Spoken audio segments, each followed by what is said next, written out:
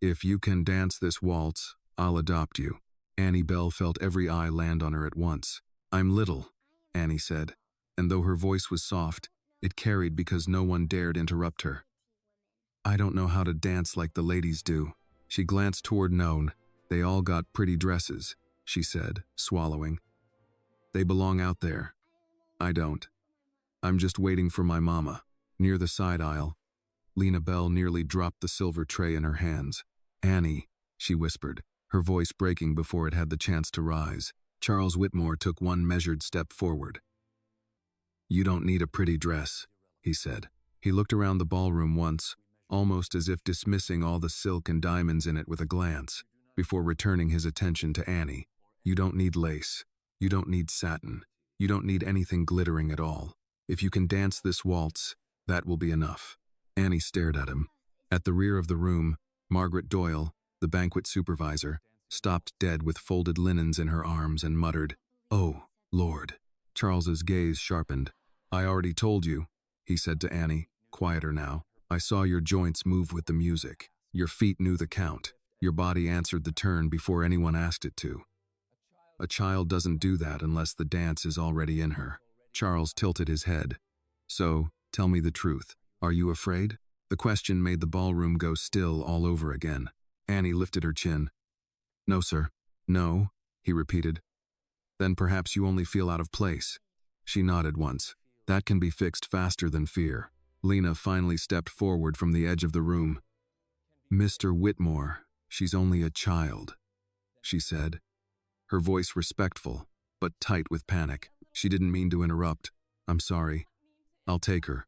But Charles went on as though the entire room had narrowed down to one point between him and the little girl. What if I make you a promise? He asked Annie. The orchestra waited. The guests leaned in. Even Lena froze. Charles's expression remained calm, but his words were crafted to strike. If you can dance this dance, he said, I give you my word I will adopt you. Annie blinked.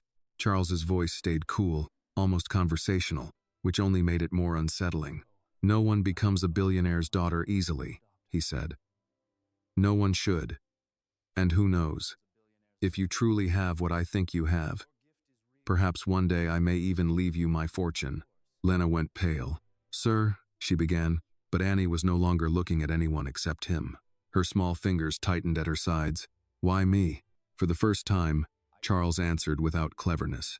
Because you heard the music with your bones, he said, and because everyone else in this room was watching the dancers while you were becoming one. Annie's heart beat so hard she could feel it in her throat. She looked toward the dance floor again.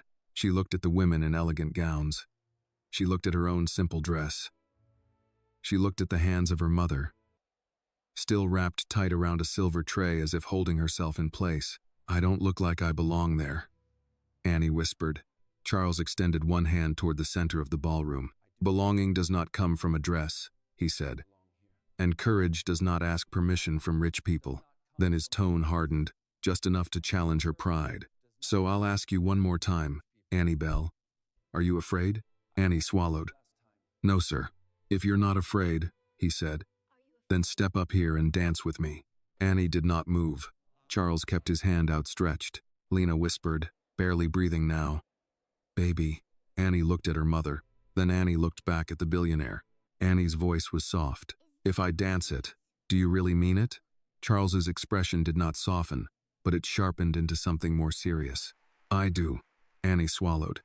You mean, I really get adopted? Charles did not look away from her. Yes, he said. Annie hesitated, then asked the question that mattered far more to her than silk. And my mama? She said. What happens to my mama? Lena, still near the edge of the room with a silver tray trembling in her hands, felt tears burn behind her eyes before she could stop them. Charles turned his head toward Lena briefly, then back to Annie. I will take care of your mother too, he said, plainly and without hesitation. She will be safe.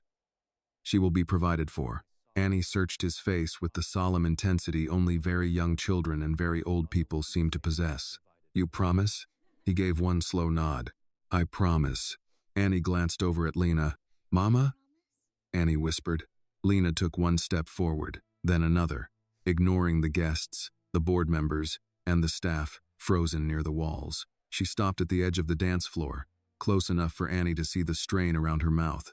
"Baby," Lena said softly. "You don't have to do anything because somebody rich says so." Annie looked back at Charles. "You said," Annie began slowly, "that if I dance this one, the rest don't matter?" Charles inclined his head. "That is what I said. No dress? No dress. No fancy shoes? No fancy shoes." Annie's brow knit with the seriousness of a child trying to understand rules that had always been used against people like her. "And I don't have to already know all the things those girls know?" "No," Charles said. "Only the dance." The answer seemed to steady her and unsettle the room at the same time. A woman in silver silk near the donor tables murmured to the man beside her, "This is becoming terribly inappropriate." Margaret Doyle, standing near the back with 2 folded tablecloths draped over one arm, muttered, "It crossed that bridge 3 minutes ago." Charles ignored both voices. He bent just enough to be nearer Annie's height and said, more quietly now, "Listen to me. If you can dance the waltz, the rest is not a problem. Not tonight. Not the dress. Not the room. Not the people watching. Just the dance." Annie breathed in. She looked down at her shoes, polished but worn, then at her mother, still in her service uniform, still holding a tray she had forgotten to set down. Annie's voice came out almost in a whisper. "If I do it, Mama gets to stay with me?" Charles answered without delay. "Yes. And you'll help her too?" "Yes." "You swear?" Charles's gaze did not waver. "I swear. If this moment touched your heart, please like this video. Leave a comment telling us where you are watching from, and subscribe to the channel for more powerful stories of love, courage, and hope." Something in her small face changed. Not confidence exactly. Decision. "All right," she said. The words were barely above a breath, but they landed with startling force. Charles lifted his hand slightly, inviting, not pulling. Annie gave a tiny nod. "I'll do it." Charles stepped closer onto the shining center of the floor and said, "Then come here." His voice was calm again, but now it carried certainty. Annie took one step. When she reached him, she stopped and lifted her face. "You really won't be mad if I do it wrong?" she asked. Charles answered at once, "No." "Even if I mess up?" "Even then." Annie glanced back at Lena one more time.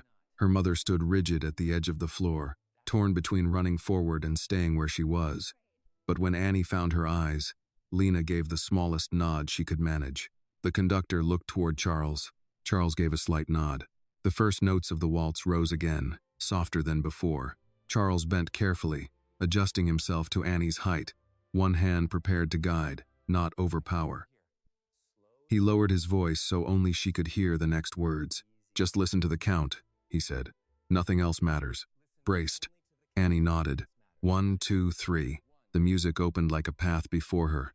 The first step was small enough to miss if anyone had blinked. The second was not. Annie felt the count before she trusted it. 1, 2, 3. 1, 2, 3. Charles Whitmore's hand remained steady around hers. Not pulling. Not rushing. Simply there for her to follow if she chose to. The ballroom watched for hesitation. For embarrassment. For the awkward little collapse people expected when a child from the wrong side of a service door was asked to stand in the center of a room built for wealth. But Annie did not collapse. She listened. That was what made the difference. She was not thinking about the chandeliers now. Not about the satin dresses, the black tuxedos, or the faces staring at her with curiosity too polished to be called rude. She was thinking about the music and the way it moved in circles, how it asked her body to lean, then turn, then breathe. Charles adjusted to her height with surprising care. He shortened his stride, softened his frame, and guided her through the opening turn. Annie followed once, then again, and by the third measure something inside her loosened. The fear did not vanish. It simply lost the right to lead. A murmur passed through the ballroom, then died just as quickly. Annie's steps were not those of a trained society child. There was no practiced show in them. No pageant smile, no rehearsed awareness of where the audience sat. What she had instead was instinct. Her small ankles caught the rhythm cleanly. Her shoulders softened where they should. Her timing, once she found it, settled into the music as though she had known this dance long before she had ever seen it named. Charles noticed first what others noticed second. She did not watch the room. She listened to the count and trusted it. 1, 2, 3, 1, 2, 3. The orchestra, sensing something unusual, began to play more carefully. The musicians were no longer filling air for donors who barely heard them. They were accompanying a moment that had become larger than entertainment. At the edge of the floor, Lena stood perfectly still. She had set the tray down without remembering when. Her hands were empty now, open at her sides, fingers curled slightly as if they wanted to reach out and could not. Her heart was beating so hard it made her feel lightheaded. She did not trust Charles Whitmore. She did not trust public promises, rich men, or rooms where people applauded before they understood what they were applauding. But she trusted what she saw in her daughter. Annie was not being carried. She was dancing. Margaret Doyle came to stand beside her, arms folded across her middle. "She's got it," she said quietly. Lena's eyes did not leave the floor. "I know." Margaret glanced at her. "That doesn't sound like comfort." "It's not." Across the ballroom, Helena Price had stopped pretending this was charming. Her smile had faded into something narrower. Victor Hale, standing a few paces behind her, was already watching not Annie's feet but the room itself. Measuring reactions, collecting angles, calculating value, that was how people like him survived. They never simply looked at a moment. They sized it. Annie made another turn, this one cleaner than the last. A few people leaned forward. A woman near the orchestra lowered her glass. A man at the donor table stopped whispering midway through a sentence. One of the servers by the rear wall smiled before quickly schooling his face again. Charles led Annie through a gentle cross-step and felt her catch the change almost immediately. He had spent enough time in rooms like this to know when applause was mere politeness. This was not politeness gathering now. It was surprise becoming respect. He looked down at her. Her face was serious, almost solemn. She was not dazzled by him, not charmed by the room. She was concentrating with the kind of honesty adults often lost before they reached 30. Something tightened in his chest. He did not like surprises, especially emotional ones. Yet here he was, standing beneath chandeliers in front of donors, society, women, board members, cameras, and staff, guiding a 6-year-old girl through a waltz and feeling, against his nature, that the room had become less false because she was in it. The music rose slightly, and Annie answered it with her first natural turn. It was not perfect. It was better than perfect. It was true. A breath seemed to leave the room all at once. Lena pressed a hand to her mouth. Margaret whispered, "Lord." Annie came back into place facing Charles, her small chest rising and falling with effort, but her feet still under her. She looked up at him only once, just enough to make sure he was still there, then returned to the music. That glance did something to him he could not have explained and would not have appreciated being asked to. The final phrase began. Charles slowed slightly so she would not lose the ending. Annie followed. One step, then another. Then, the turn into stillness. When the last note fell, Charles released her hand. For a brief second, the ballroom held its breath. Then the applause came. Not neat, not restrained, not social, real. Annie startled at the sound. Her eyes widened, and for the first time all evening she looked her age again. She turned toward her mother as if to ask what had just happened. Lena was already moving. She crossed the edge of the floor in quick steps and dropped to one knee beside Annie, gathering her close without caring who watched. Annie leaned into her at once. "Mama," she whispered, breathless. Lena cupped her face. "Yes, baby, you did. Did I do it right?" Lena's throat tightened. "You did it beautiful." Charles stood beside them, silent for a moment, while the applause faded into murmurs and whispers all around the room. He looked neither triumphant nor pleased with himself. If anything, he looked disturbed by the fact that he had not been wrong. Victor Hale approached first, because men like Victor always did. "That was extraordinary," he said smoothly, his smile polished for public use. "Charles, the board will want to discuss next steps carefully. Press has already heard something happened in here." Lena rose slowly, keeping one hand on Annie's shoulder. "There won't be any next steps tonight." Victor turned to her with a courteous expression that did not reach his eyes. "Mrs. Bell, I'm sure everyone wants what is best for your daughter. Lena met his gaze. People say that a lot right before they stop asking mothers what they think. Victor's smile held, though barely. Charles spared him a glance. Not now, Victor. That was enough. Victor stepped back, though not far. The room had begun to rearrange itself. Guests who would never have spoken to Lena an hour ago now looked at her with new interest. Some with admiration, some with curiosity, some with the calculating look of people wondering how a miracle might fit into a foundation brochure. Helena Price approached with careful grace, her gown whispering over the floor. "Well," she said, smiling at Annie in a way that managed to feel both warm and distant. "What an unexpected little star." Annie moved closer to Lena. Helena's attention shifted to Charles. A touching moment, certainly. Though I assume no one is taking dramatic language too literally. The meaning was clear enough. Charles turned toward her fully. "I don't speak carelessly." The answer landed harder than his volume suggested. Helena paused. "Charles, surely you understand the legal and social implications of statements made in public." "I do, and yet," I said. Charles replied, still calm, "that I do." Silence widened around them. People were no longer pretending not to listen. Lena felt Annie's hand slip into hers. A worse fear took hold then, sharper than the fear of public humiliation. If Charles meant what he had said, this was not a strange moment that would fade by midnight. It was a door opening onto something vast, dangerous, and impossible to control. She wanted to leave. She wanted to run. She wanted to gather Annie and get back to the service hallway. The bus stop. Their apartment. Their real life. Where promises did not come dressed in tuxedos and chandelier light. But Annie looked up at Charles with serious eyes and asked the question only she would think to ask in a room like this. "So, I did it?" Charles looked at her, and for the first time there was no performance left in his face. "Yes," he said. Annie hesitated. "Then you meant the promise?" A few people shifted uncomfortably. Helena's expression cooled. Victor looked at Charles with sharp new attention. Charles did not look away. "Yes," he said again. "I meant it." Lena drew in a breath. "Mr. Whitmore," he turned to her, "I would like to speak with you and your daughter privately when this event ends." Lena's chin lifted.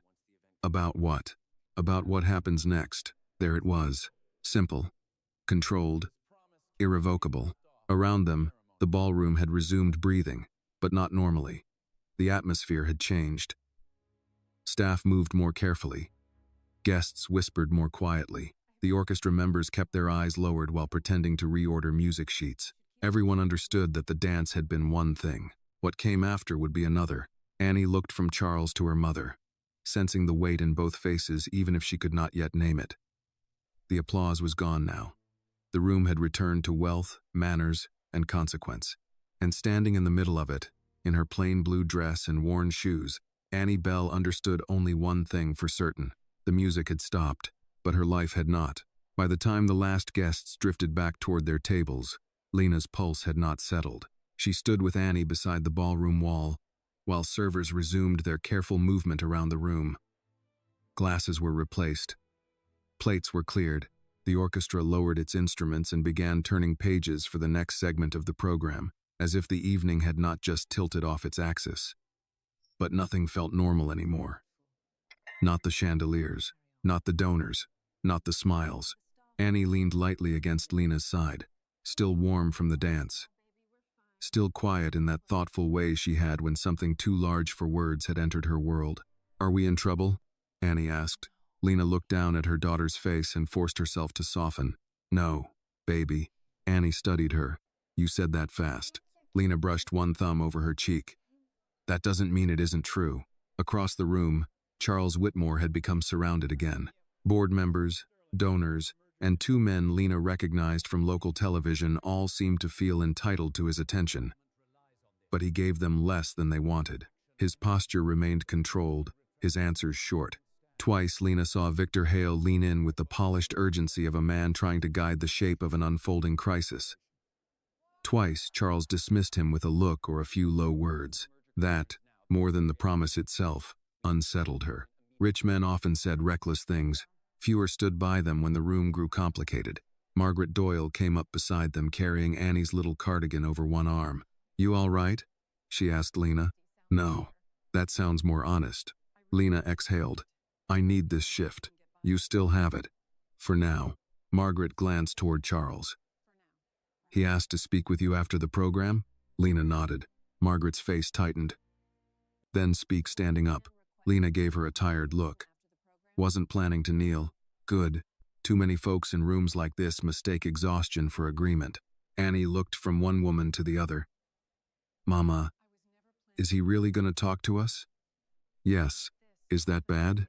Lena opened her mouth, then closed it again. It depends on whether he remembers you're a child and I'm your mother. Margaret handed Annie the cardigan. Put this on, sweetheart.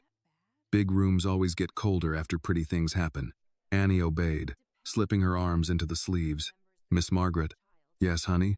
If somebody promises something in a room full of people, do they have to mean it? Margaret's eyes flicked to Lena before returning to Annie. Decent people do. The word decent stayed with Lena. She had spent years around people who knew how to appear respectable. That was not the same thing. When the formal part of the gala ended, guests began moving toward dessert stations and smaller clusters of conversation. The pressure in the room shifted from spectacle to gossip. Lena could feel it passing near her in fragments. That's the child. He actually said adopt. Surely he didn't mean it literally. Can you imagine? What will the press do with this? Annie heard some of it too. She pressed closer to Lena but said nothing. Then Charles crossed the floor toward them. The crowd parted for him almost without realizing it. That was another thing wealth did well. It trained other people's bodies before it ever needed their loyalty. Victor Hale followed half a step behind, carrying a tablet in one hand and discretion in the other. Charles stopped in front of Lena and Annie. Ms. Bell. The way he said it plainly, without condescension, did not relax her. Mr. Whitmore. His eyes moved briefly to Annie. Would you and your daughter come with me? Somewhere quieter. Victor added smoothly. Only for a few minutes. We've arranged a private sitting room just off the west corridor. Lena looked at Victor, then back at Charles. My daughter does not go anywhere without me. She would not, Charles said. That wasn't the whole sentence. Something flickered in Victor's face. Not anger. Annoyance that the conversation was refusing to become easy. Charles seemed to understand at once. You both come, he said. Or neither of you does. Lena held his gaze for a long moment, then nodded once. The sitting room was smaller than she expected. Not intimate exactly, but insulated. Heavy curtains softened the sound from the ballroom. A lamp glowed near a leather sofa. There was a tray of untouched coffee, sugar cubes, and water glasses set out with the kind of thoughtfulness that belonged more to hotel staff than to billionaires. Annie noticed the cookies first but did not ask for one.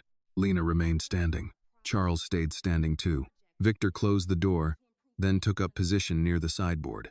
Margaret had followed as far as the hall and now lingered just beyond the partly open threshold on the pretense of directing banquet staff. Lena noticed and was grateful. Charles began without ceremony. What I said tonight was public, he said. So I will not insult you by pretending it was casual. No, Lena replied. You won't. He accepted that. I meant it. Lena's laugh was short and without humor.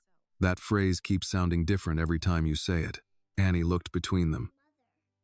You said if I danced, you'd adopt me. Charles turned toward her.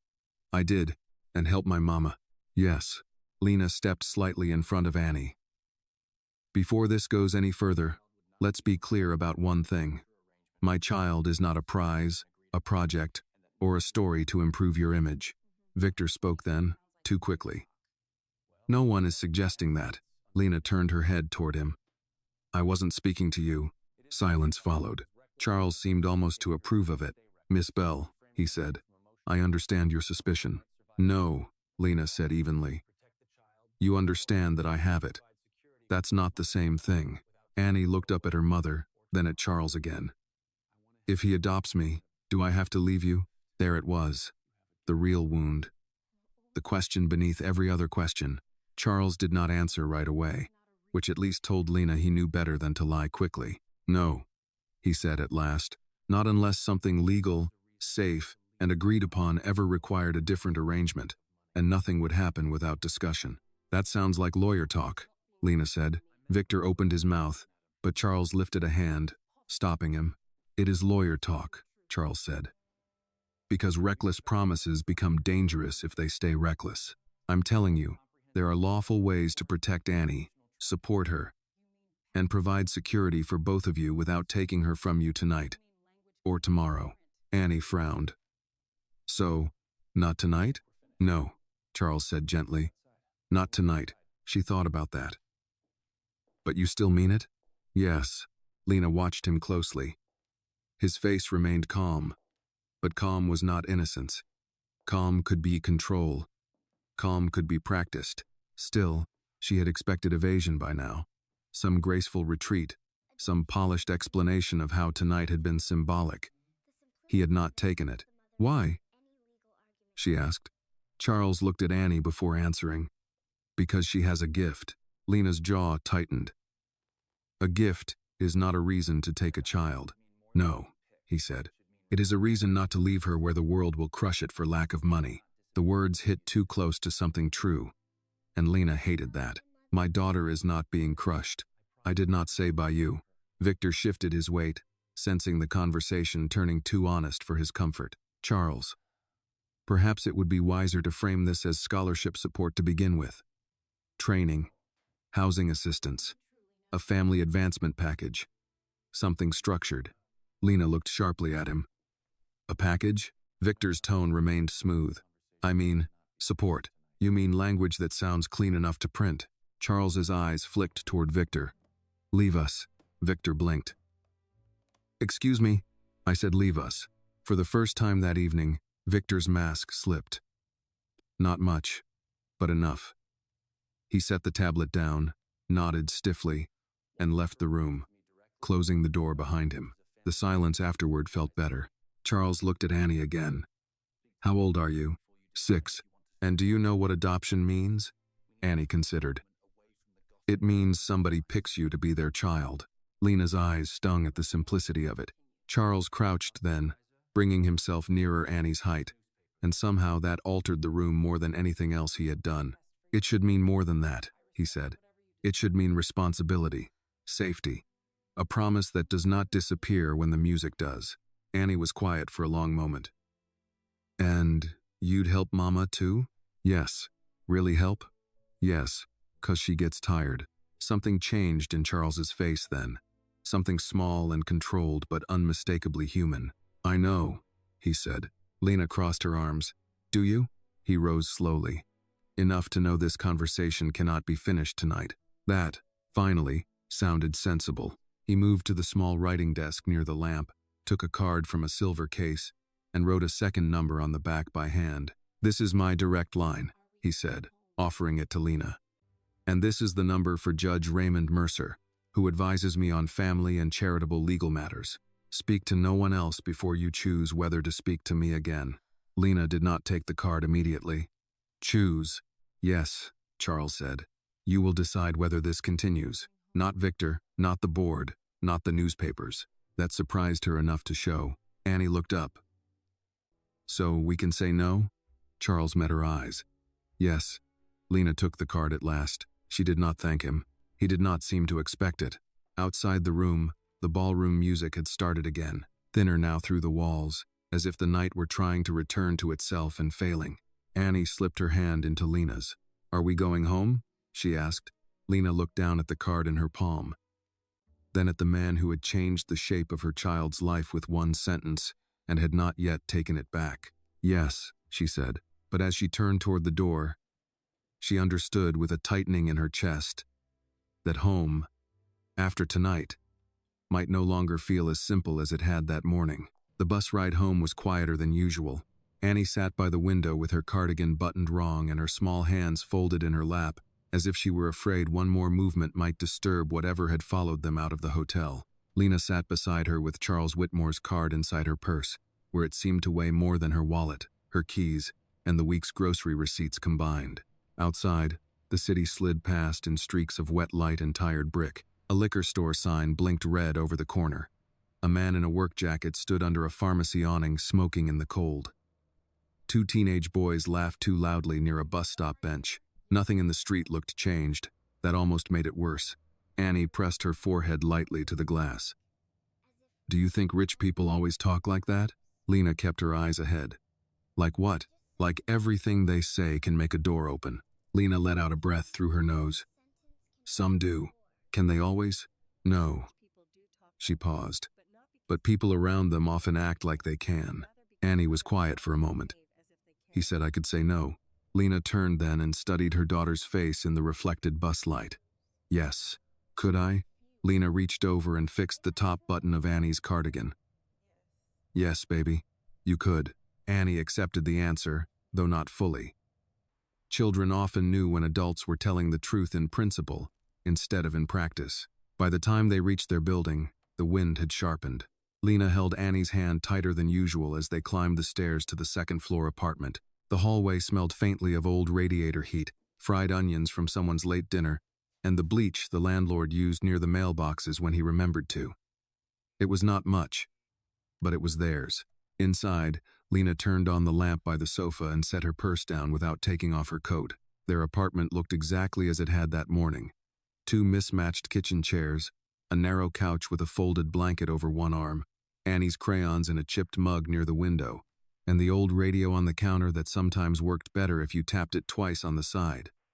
The ordinary sight of it should have calmed her. Instead, it made the hotel ballroom feel even more dangerous, as though something impossible had come too close to touching the life she had spent years holding together by her fingertips.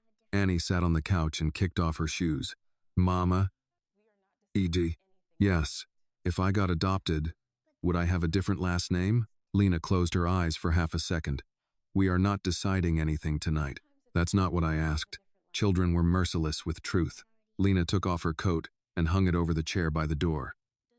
Maybe, she said finally. Sometimes, Annie frowned. I like Belle. So do I. Annie looked relieved by that. Then she asked the harder question. Would you still be my mama? Lena crossed the room and sat beside her. She drew Annie close, wrapping one arm around her shoulders. Listen to me. No matter what any rich man says in a ballroom, I am your mother. That does not change because someone makes a promise in public. Annie leaned into her. Okay, but Lena could feel the child still thinking. She got Annie changed, warmed a small pot of canned soup, and set crackers on a plate between them. Annie ate slowly, more tired than hungry. The little girl's face had the faraway look it always did when her mind was trying to carry more than her age should require. After dinner, while Lena washed the bowls, Annie sat at the kitchen table and drew circles on a scrap of paper with a blue crayon. Round and round, not flowers, not faces, just circles. What are those? Lena asked. Turns. Lena dried her hands and looked at the page. You remember them already? Annie nodded.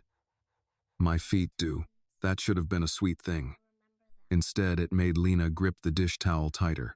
Later, after Annie was asleep under the faded quilt in the bedroom alcove, Lena took Charles Whitmore's card out of her purse and laid it on the table. The heavy cream paper looked strange among the overdue electric bill, a pharmacy receipt, and a school notice about winter supplies. She stared at his name for a long time. Then she picked up the card, turned it over, and looked at the second number he had written by hand. Judge Raymond Mercer. Lena did not call that night. She barely slept. At 5:30 the next morning, the radiator clanged awake and dragged the apartment into another workday.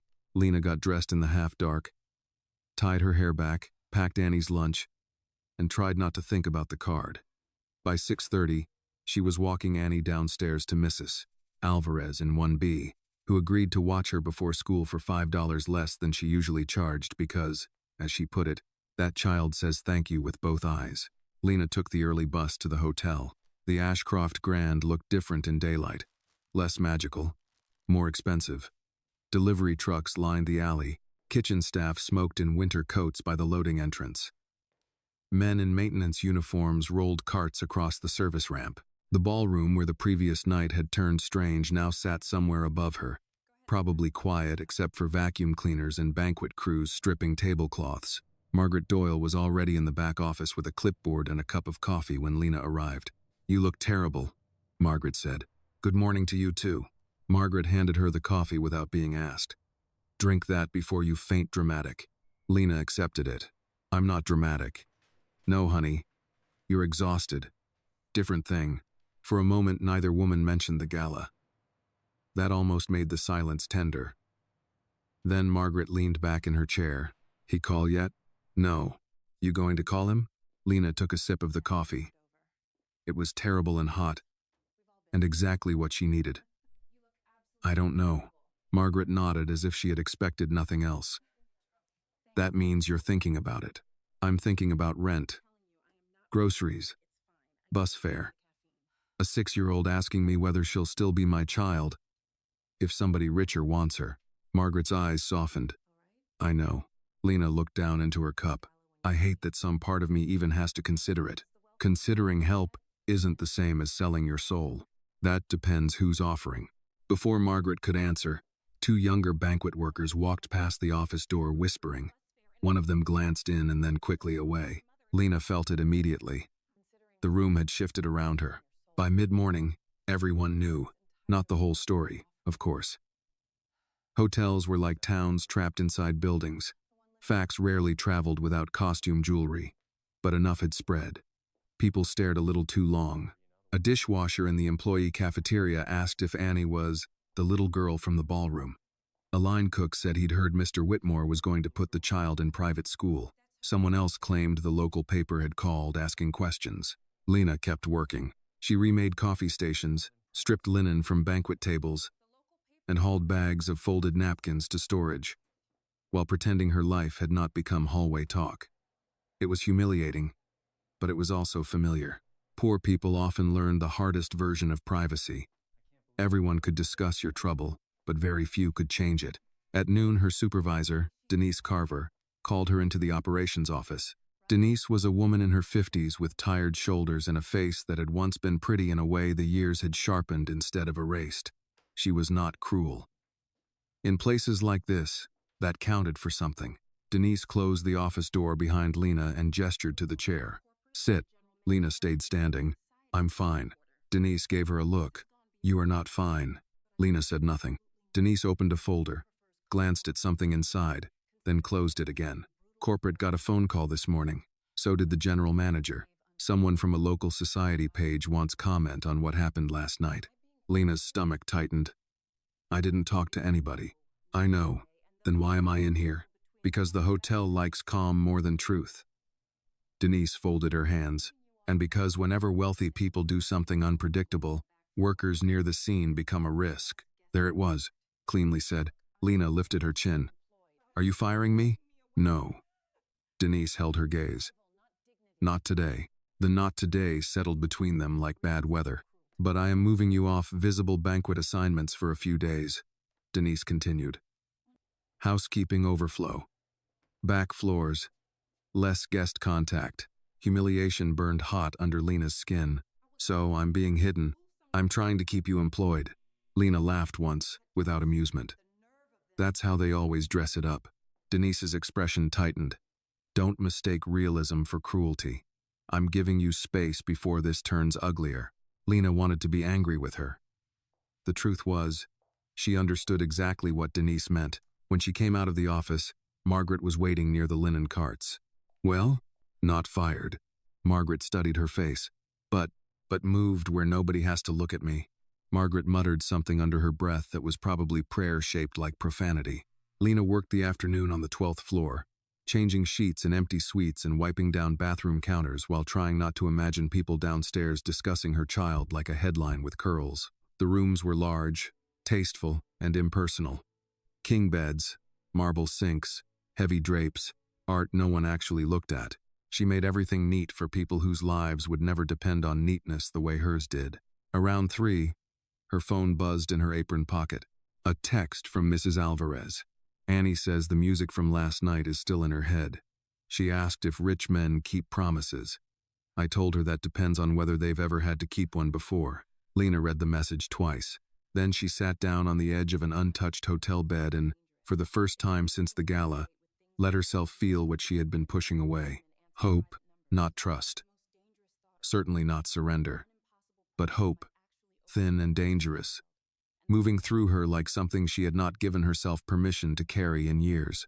That frightened her more than anything else, because hope made people negotiate with things they should refuse.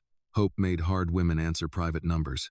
Hope made mothers wonder whether one impossible promise might actually open a door. At the end of her shift, Lena stood alone in the service stairwell with Charles Whitmore's card in one hand and her phone in the other. She looked at his name, then at Judge Mercer's, then back again.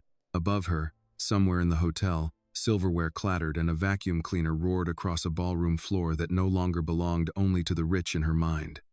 Annie had touched it. Annie had changed it. That mattered, whether Charles Whitmore proved worthy of the moment or not. Lena took a slow breath. Then, before fear could turn itself into pride, she pressed the number he had written by hand. Judge Raymond Mercer did not sound like a man who enjoyed being surprised. He answered on the fourth ring with a voice that was deep, measured, and a little tired. The kind of voice that suggested old courtrooms, long days, and too many people lying politely in his presence. Mercer. Lena tightened her grip on the phone. My name is Lena Bell. Mr. Whitmore gave me your number. There was the slightest pause. I wondered if you might call, he said. Are you somewhere you can speak freely? Lena looked around the service stairwell. Concrete walls, metal railings, the smell of dust and industrial cleaner. No one nearby except the throb of hotel machinery and distant footsteps. Yes, all right. Then let me begin with something simple. I do not work for newspapers, donors, or Mr. Whitmore's public relations staff.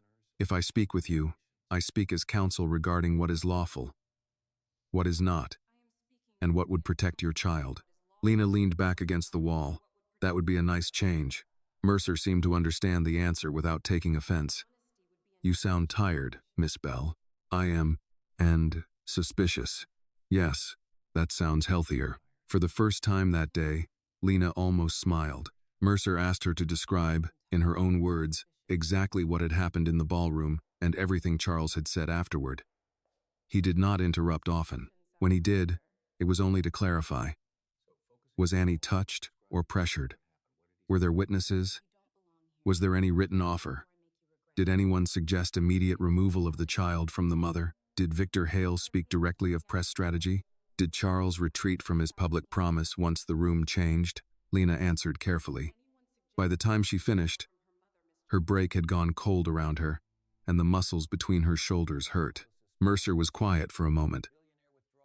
What Mr. Whitmore said publicly was reckless. I know, but not meaningless, he added. That is what complicates this. Lena closed her eyes. I don't need complicated.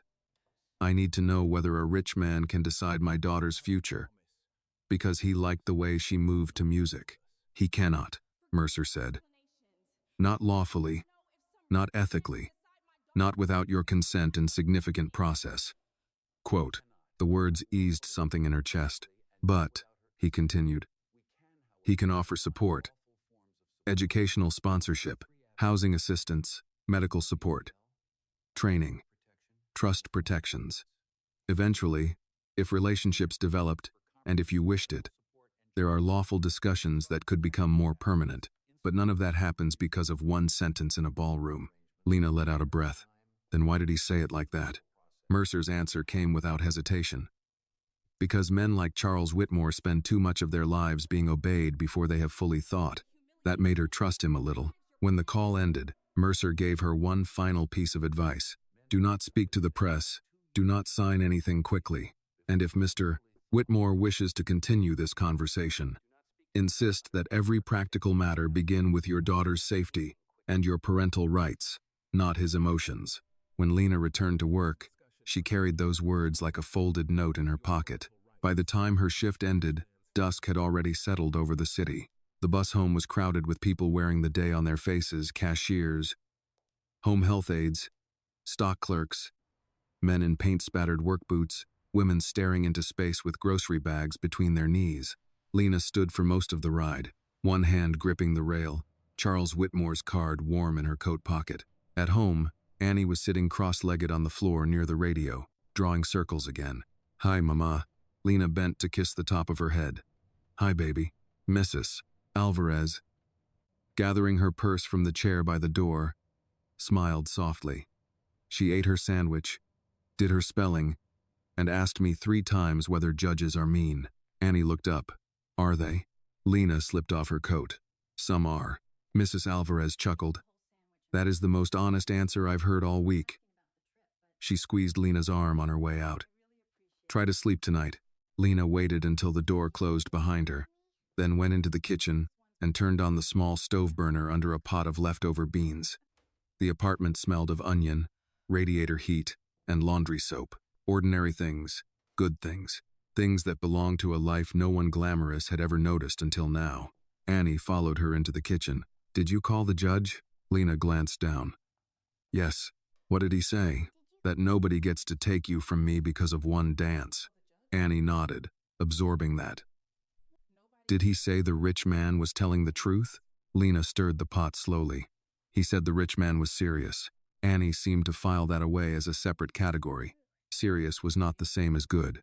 Children understood distinctions, adults often blurred. That night, after dinner, while Lena folded towels still warm from the laundromat dryer, the phone rang. Not her cell phone, the apartment line. Very few people used it anymore. For a second, she only stared at it. Then she picked up. Hello? Miss Bell. Charles Whitmore's voice was unmistakable, even stripped of ballroom echo. Calm. Controlled. Too exact to be accidental. Thank you for calling Judge Mercer. He informed me you had spoken. Lena leaned against the counter.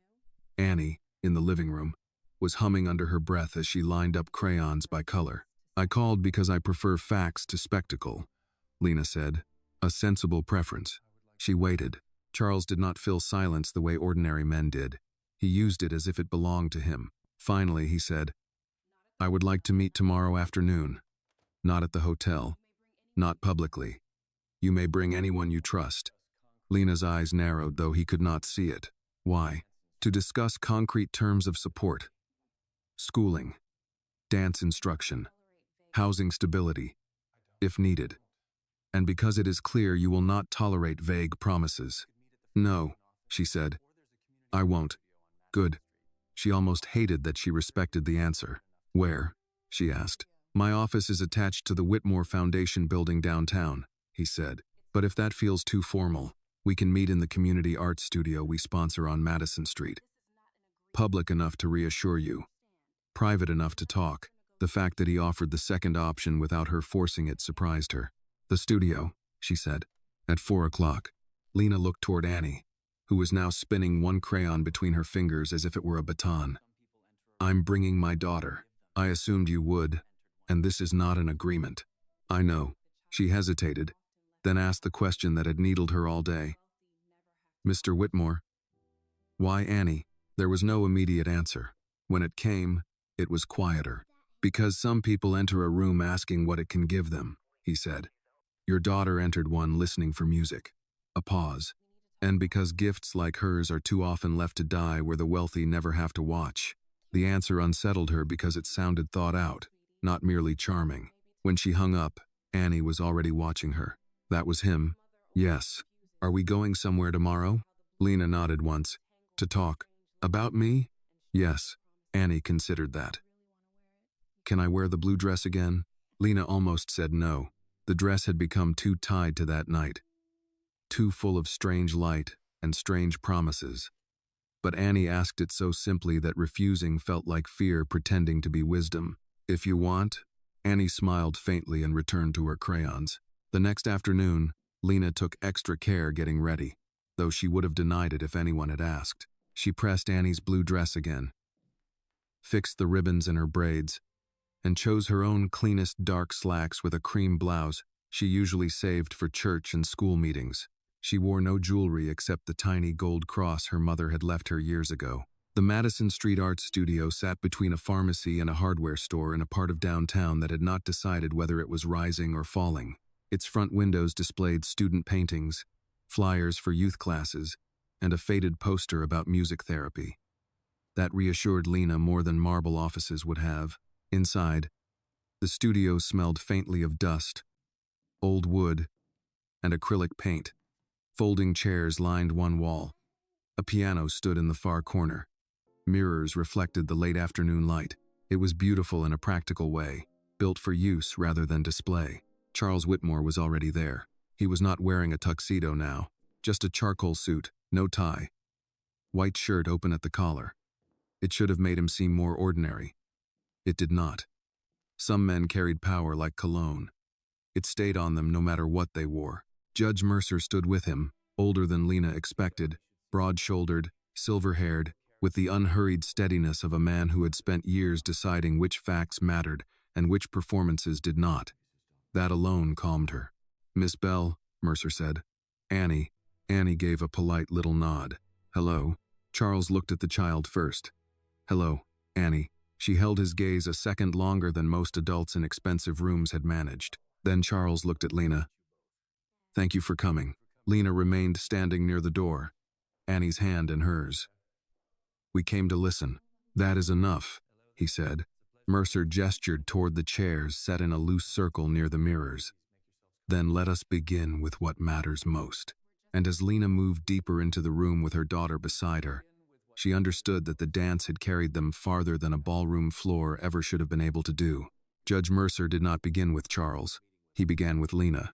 "That is where this conversation should begin," he said, taking a seat but leaving space so it did not feel like a courtroom.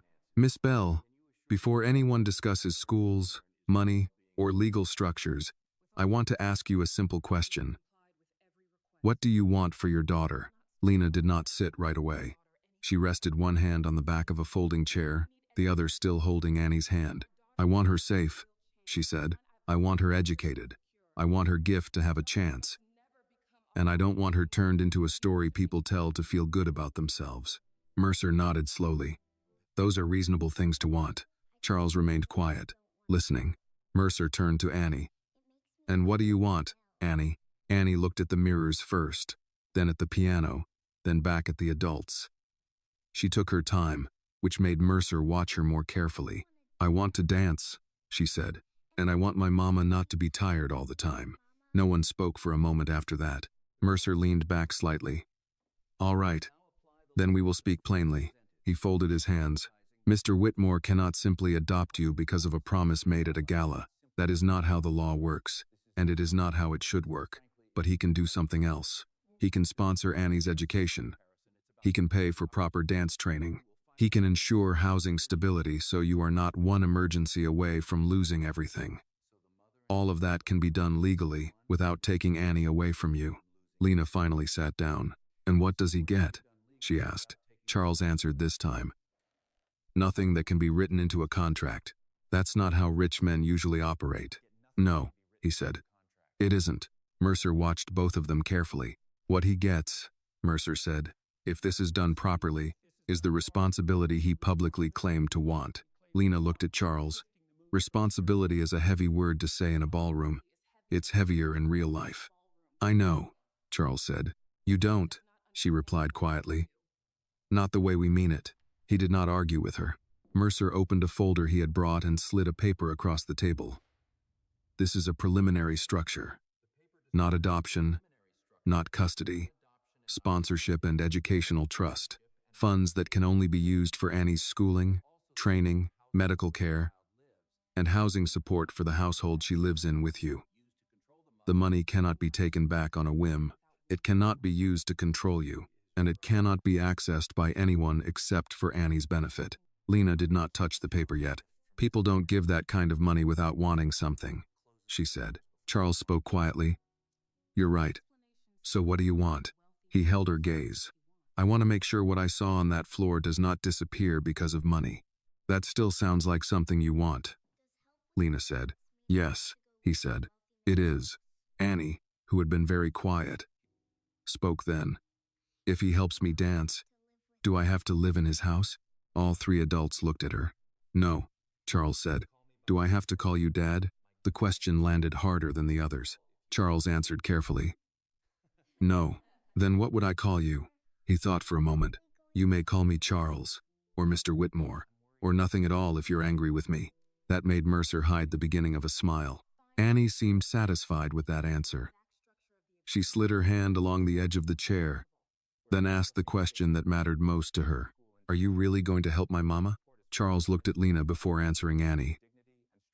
"Yes." Lena crossed her arms. "Help how?" "First," he said, "stable housing. If you wish to move somewhere safer or closer to Annie's school and training, I will cover it through the trust, so it is not a personal gift. Second, education or training if you want a different position than hotel night shifts.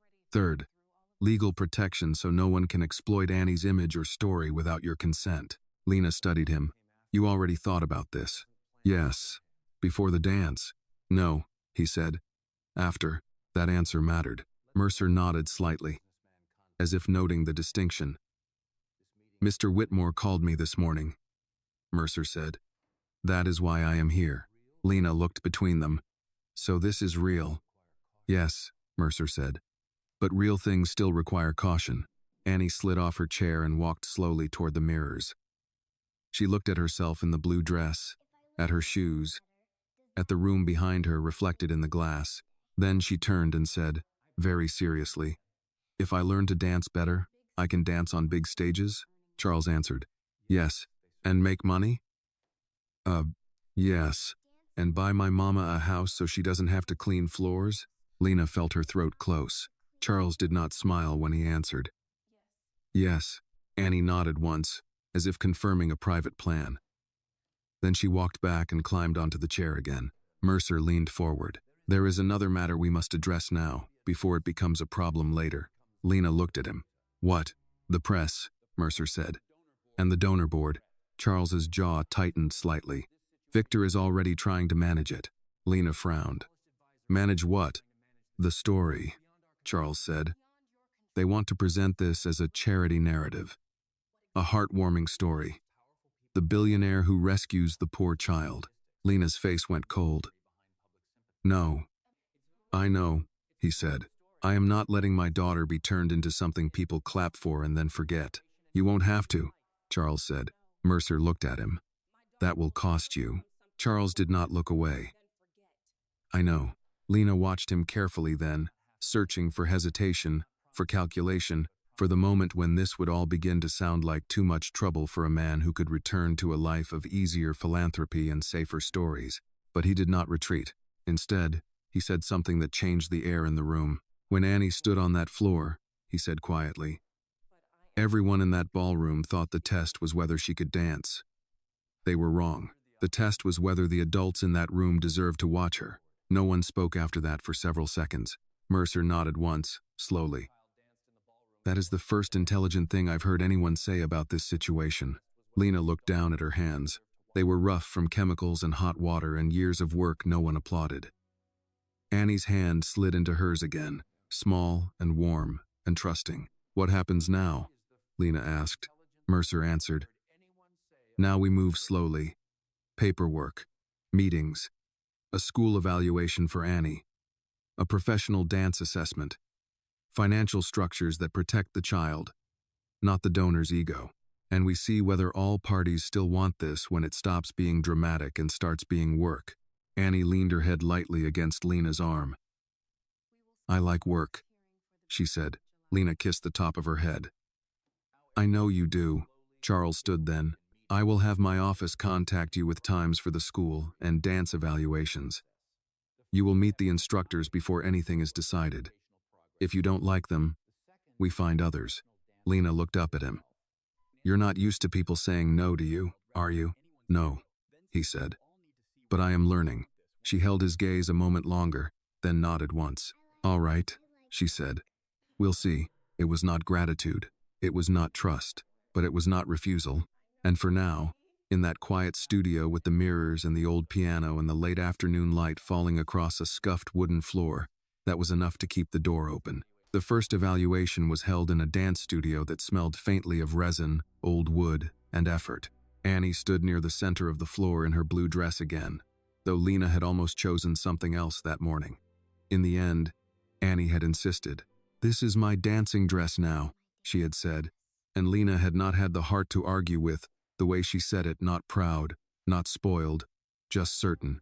The instructor, a tall woman in her late 30s named Caroline Pierce, watched Annie with a kind of professional stillness that made Lena more nervous than open excitement would have. Caroline did not smile too much.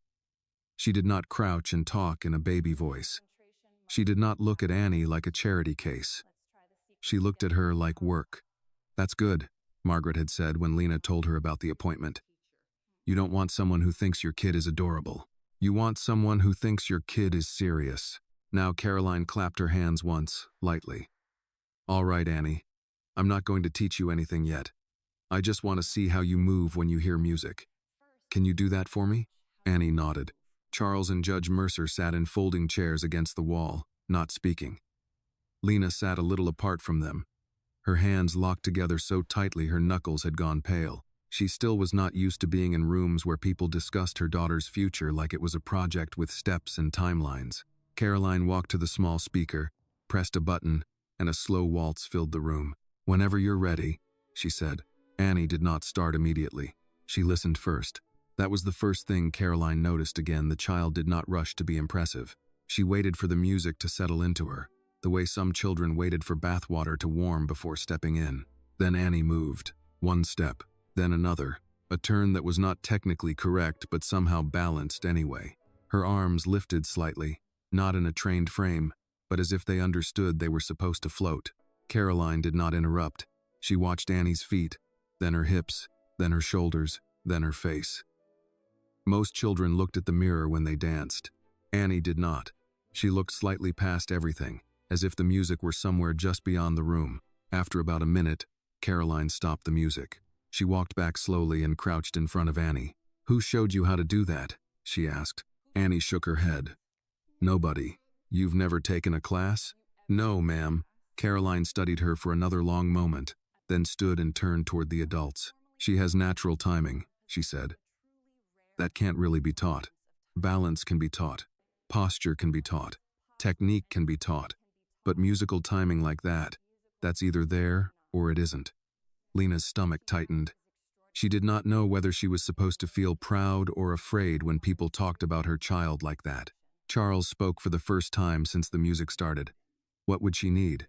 Caroline did not answer immediately. She looked back at Annie, who was now standing very still, listening as if her future were being decided in a language she did not fully speak. "She needs training," Caroline said finally. "Proper training, several days a week. She needs academic schooling that can work around that schedule. She needs nutrition, rest, medical supervision for growth and joint health. And she needs to not be turned into a performing animal before she understands what she's doing." Lena liked her immediately for that last sentence. Caroline continued. "And she needs a childhood. If you take that away, the dance will go with it." Mercer nodded. "That aligns with what I expected." Charles looked at Annie again. "Do you want to do this, Annie? It will be a lot of work." Annie nodded. "I like work." Caroline smiled slightly at that, the first real smile she had allowed. "Yes," she said, almost to herself. "You probably do." After the evaluation, Caroline spoke privately with Lena near the mirrors. "I want to be clear about something," she said. "Talent like your daughter's attracts attention. Attention attracts people who want something. My job is to teach her to dance, not to sell her story. If at any point this becomes more about publicity than about her development, I walk away. And you should too." Lena held her gaze. "You're the first person who said that without smiling." "I'm not here to smile," Caroline replied. "I'm here to build dancers."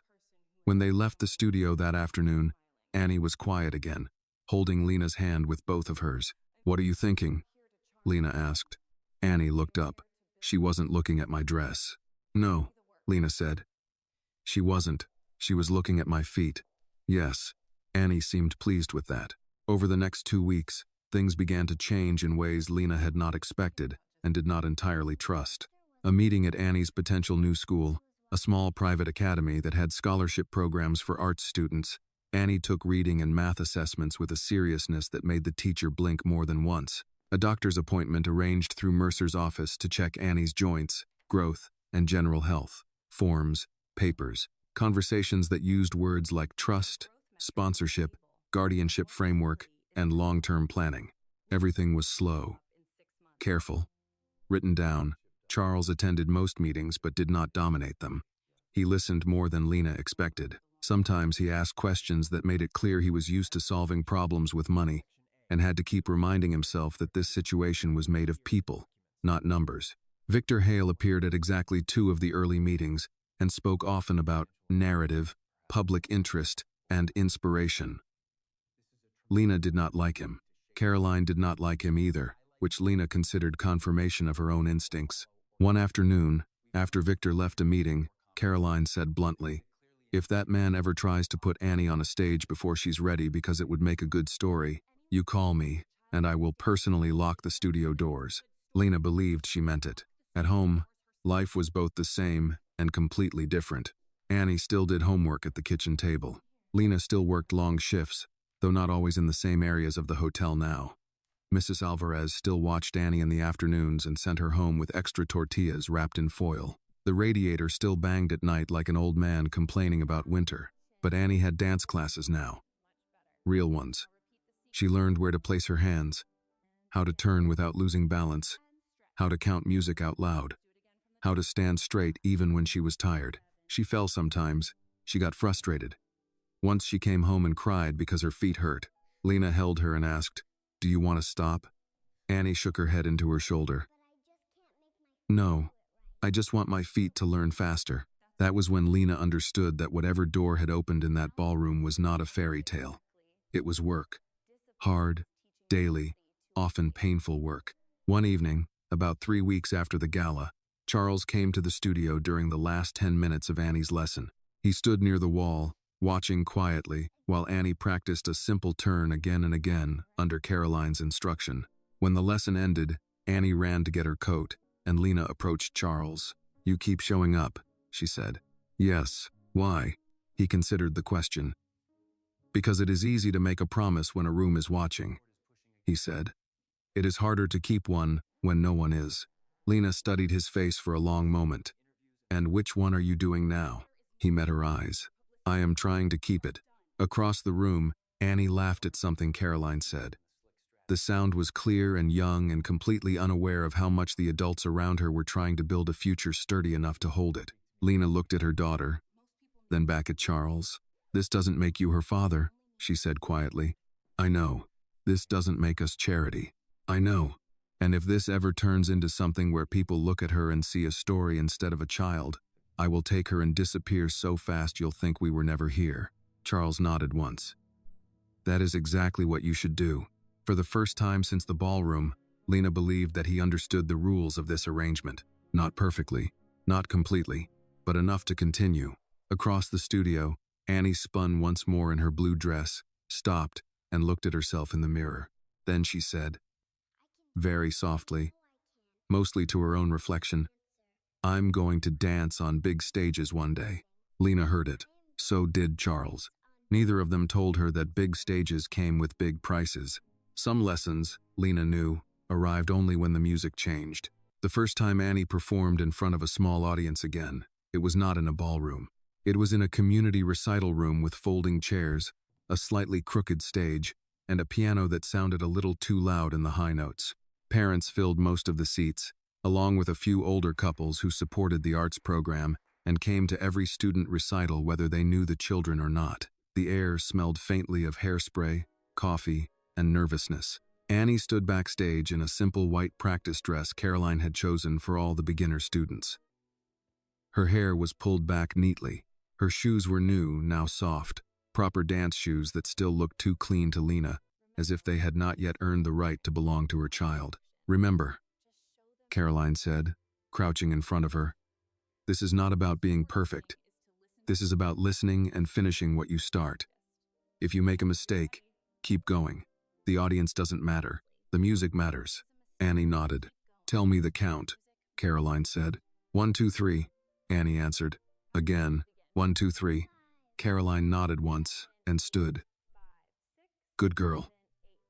Now go stand on your mark." Lena sat in the third row, hands clasped so tightly in her lap that her fingers had gone numb. Margaret sat beside her, wearing her best sweater and looking as if she were attending something at Carnegie Hall instead of a neighborhood recital. "I'm more nervous than the kid," Margaret muttered. "I can't breathe," Lena whispered. "You are breathing. You're just doing it ugly." On the other side of the aisle, Charles Whitmore sat in a dark suit, alone. Not in the front row, but not hidden either. He had arrived quietly, nodded to Lena, and taken his seat without drawing attention. Most people in the room did not know who he was. Here, He was just another well-dressed man waiting for a child to dance. The recital began. One by one, children walked onto the stage. Some confident, some terrified, some counting out loud under their breath. Parents clapped too loudly. Teachers smiled too much. A few children forgot steps and froze, then hurried off stage in tears while mothers hugged them and said it was all right. Then Annie's name was called. Annie Bell. Lena's heart slammed so hard she felt it in her throat. Annie walked onto the stage, small and straight-backed, and took her place in the center. The lights were not bright like the ballroom, but they were bright enough that Lena could see her daughter's face clearly. Serious, listening, ready. The music began. 1, 2, 3. Annie moved. She was still small, still learning. Her arms were not perfect yet. One turn came a fraction too early. One step landed a little too heavy. But she did not stop. She did not look at the audience. She did exactly what Caroline had told her to do. She listened, and she finished what she started. By the time the music ended, the room was quiet for half a second before applause began. Not thunderous, not astonished, just warm, genuine applause for a child who had done something difficult and done it with heart. Lena wiped her eyes quickly before Annie could see. Margaret leaned over and whispered, "That's how it starts." Charles did not clap the loudest, but he did not clap politely either. He clapped like someone who had invested in something and was watching it grow exactly the way he had hoped. After the recital, Annie ran straight into Lena's arms. "I didn't fall," she said. Lena laughed through tears. "No, you didn't. Did you see the turn?" "I saw everything." Margaret hugged her next. "You were better than half the adults I've seen at weddings." Annie grinned. Charles approached last, giving them space before stepping closer. "You kept going," he said to Annie. Caroline, who had come up behind him, nodded. "That's the first real lesson. Talent is nice. Not stopping is better." They walked out into the cool evening together, the streetlights just beginning to glow.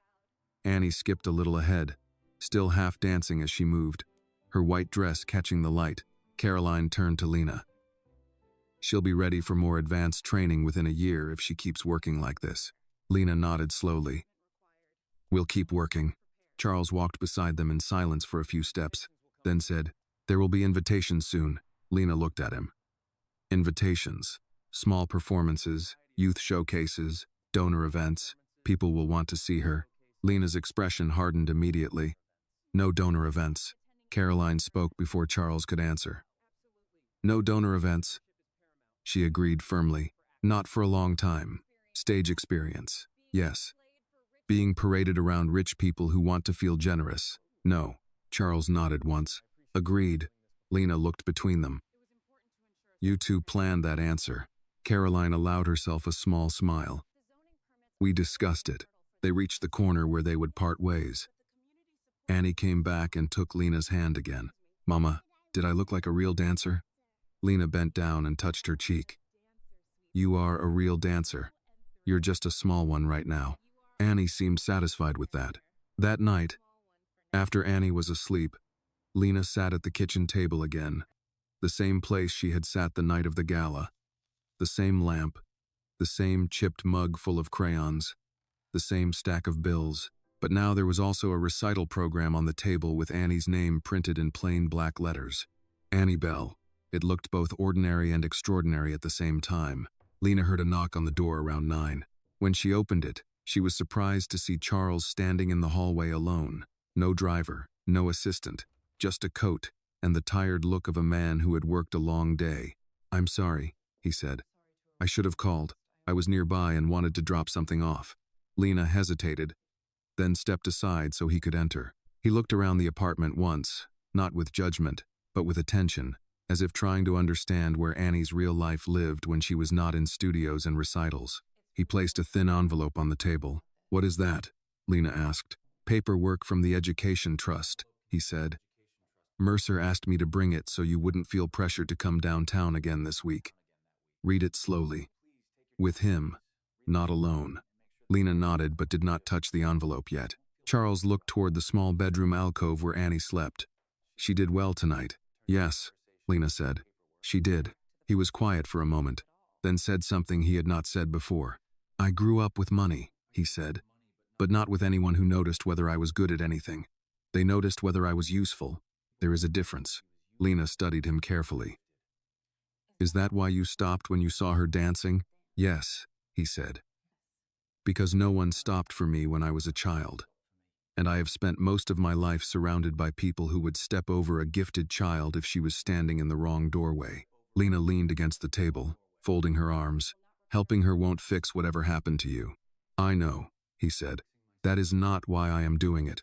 She held his gaze a long moment, then nodded once toward the envelope. If this ever turns into something where she owes you for her life, we're gone, Charles answered without hesitation. She does not owe me her life. She owes herself her work. That is all. That was the first time Lena believed he understood the most important rule. After he left, she sat at the table for a long time looking at the envelope, at Annie's recital program, at the small apartment around her that had held every version of their life so far. In the next room, Annie turned in her sleep and murmured something that sounded like counting. 1, 2, 3, 1, 2, 3. Lena sat there listening to that soft counting in the dark and understood something she had not fully understood before. The dance had never really been about the ballroom, or the billionaire, or the promise. It had always been about whether a child with a gift would be given a fair chance to keep it. And that, Lena knew, was a much harder fight than one waltz under a chandelier. The letter from the school arrived on a Thursday afternoon, folded into a clean white envelope with Annie's name printed carefully across the front. Lena did not open it right away. She placed it on the kitchen table, next to the recital program and the envelope from the education trust that she still read in small pieces every night after Annie fell asleep. The apartment was quiet except for the hum of the refrigerator and the distant sound of a television in the next unit. Annie was on the floor with her math workbook, her pencil moving slowly as she counted under her breath. What's that? Annie asked, looking at the envelope. School letter, Lena said. Good or bad? I don't know yet. Open it, Annie said. Lena sat down, slid her finger carefully under the flap, and pulled out the letter. She read it once silently, then again more slowly, making sure she had not misunderstood the words. What does it say? Annie asked. Lena looked up. It says you got in, she said. Annie blinked. Got in where? The academy, the new school. Annie stared at her as if the words had not quite landed. The big school? With the dance room? Yes. And the library with the tall shelves? Yes. And the lunchroom with the windows? Lena smiled a little. Yes. Annie was quiet for a long moment. Then she asked, very seriously, can we still afford the bus? Lena laughed before she could stop herself, a laugh that turned into something else halfway through. She pulled Annie into her arms and held her tightly. We're going to figure everything out, she said. One step at a time. The next few weeks became a schedule Lena had never imagined for her child. School in the morning, dance in the afternoon, homework at the kitchen table, dinner, stretching exercises Caroline insisted Annie do every night so her body would learn safely. Lena worked earlier shifts now, thanks partly to Denise and partly to the fact that Charles's foundation had quietly arranged a supplemental housing stipend through the education trust. Lena had not moved yet, but the pressure of rent had loosened just enough that she could breathe between paychecks instead of constantly ahead of them. One evening, after Annie finished her stretching and fell asleep on the couch with her math book still open, Lena sat at the table going over the trust documents again. She still did not trust anything she did not understand, and she made Mercer explain every paragraph in plain language, sometimes twice. There was a knock on the door around 8. When Lena opened it, she found Victor Hale standing in the hallway, holding a polite smile and a leather folder. I was hoping we could talk, he said. Lena did not open the door wider. Mr. Whitmore usually calls first. This isn't about Charles directly, Victor said smoothly. It's about opportunity. I'm not interested in opportunity that shows up unannounced. Victor kept his smile. May I come in for 5 minutes? Lena hesitated, then stepped aside just enough. 5. Victor walked in, glanced once around the apartment the way people did when they were trying to understand a life very different from their own, then sat at the table without being asked. He placed the folder in front of him and opened it. There has been a great deal of media interest, he said. A major morning show wants to feature Annie's story. A magazine is offering a profile piece. There is talk of a televised youth arts segment. This could open enormous doors for her. Lena crossed her arms. No. Victor blinked, surprised by the speed of the answer. You haven't even heard the details. I heard enough. This is how careers are built now, Victor continued. Visibility, narrative, public interest. People fall in love with a story before they fall in love with a performer.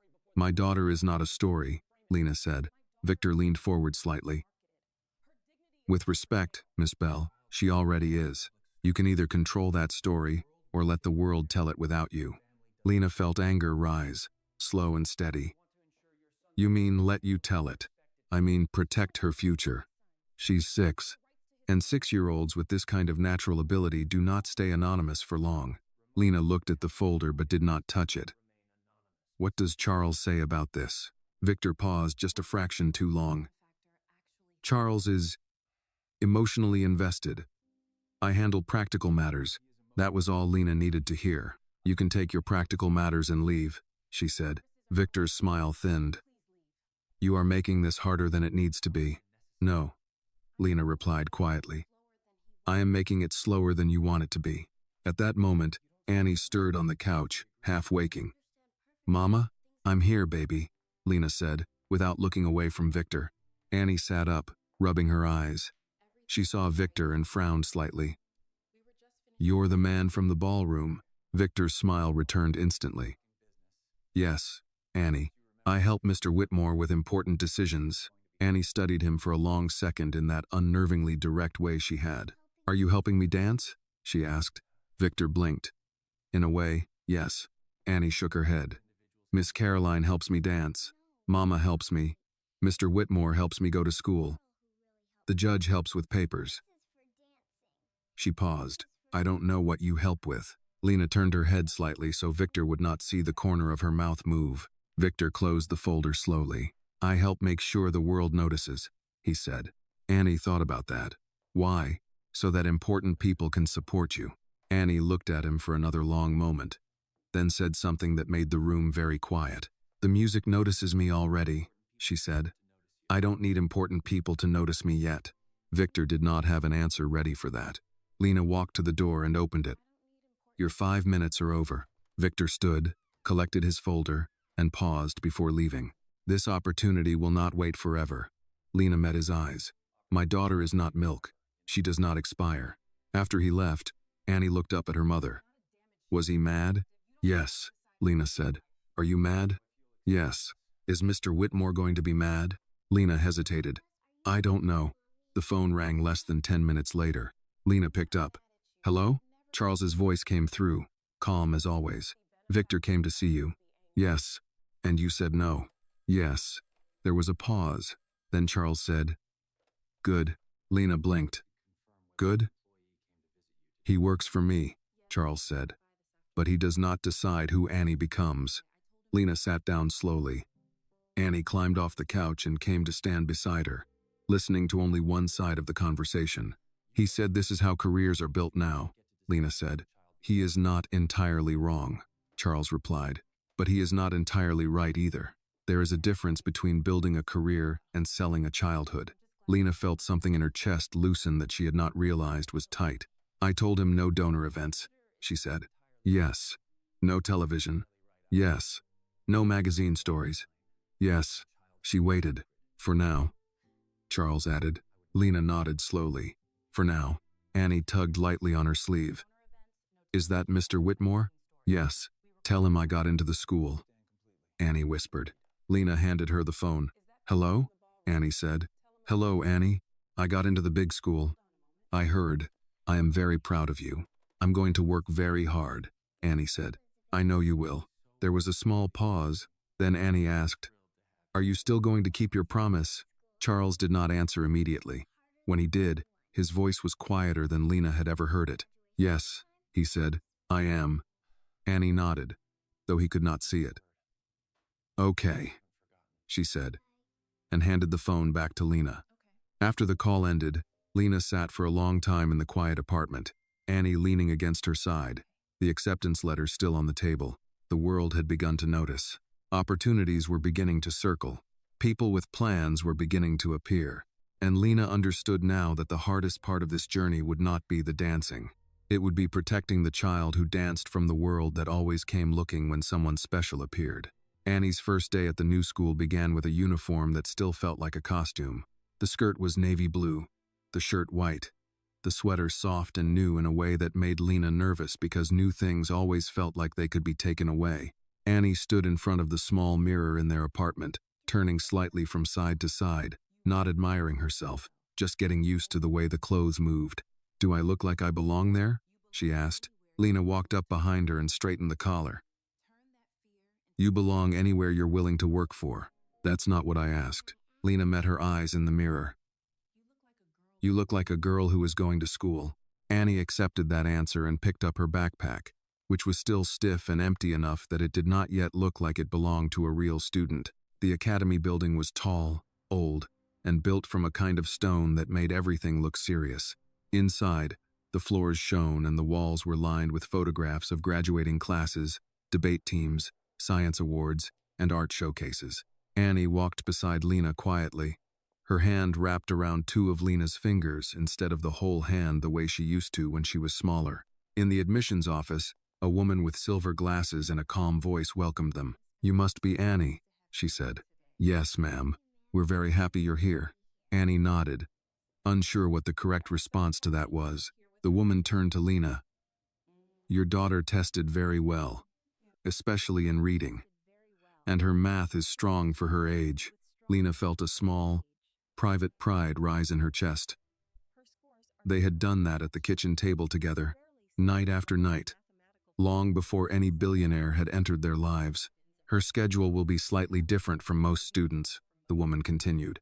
"Academic classes in the morning, then she will leave early 3 days a week for dance training.